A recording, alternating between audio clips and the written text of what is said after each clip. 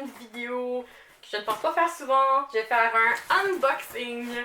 En fait, c'est que j'ai acheté plusieurs livres chez Book Outlet. C'est un site web où il y a plusieurs livres qui sont vraiment à gros rabais, des fois 50-75%. Ça peut valoir vraiment la peine. J'ai acheté quelques livres et je vais vous montrer ça. Si vous arrivez bien à voir, je vais essayer de vraiment monter la boîte. Ah, j'ai pas encore vu ce qu'il y a à l'intérieur, j'ai juste précoupé le papier collant pour que ce soit facile. Blablabla, ma facture.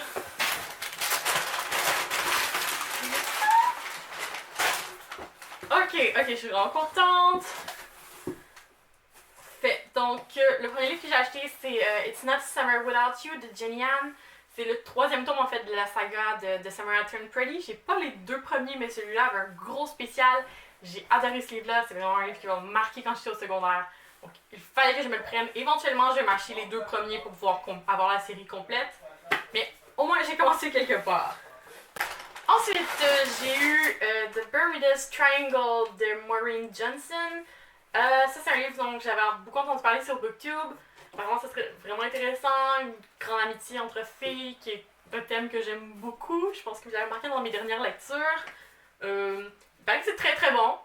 Ça aussi, j'avais très hâte. Il était vraiment pas cher. Je suis heureuse.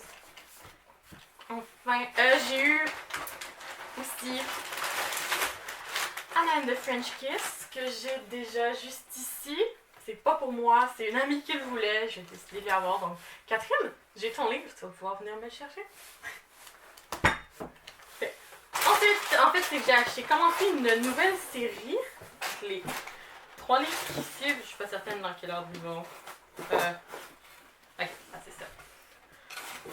C'est une livre que vous avez peut-être entendu parler. Je sais que c'est très célèbre, particulièrement sur BookTube.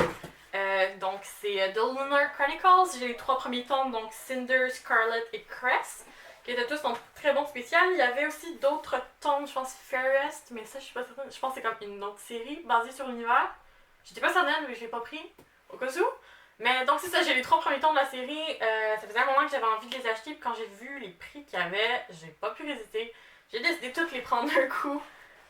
Donc c'est ça, on va voir si j'aime ça. J'espère que oui, parce que j'ai quand même acheté les 3 premiers tomes. Mais je pense que ça va m'occuper pendant un moment.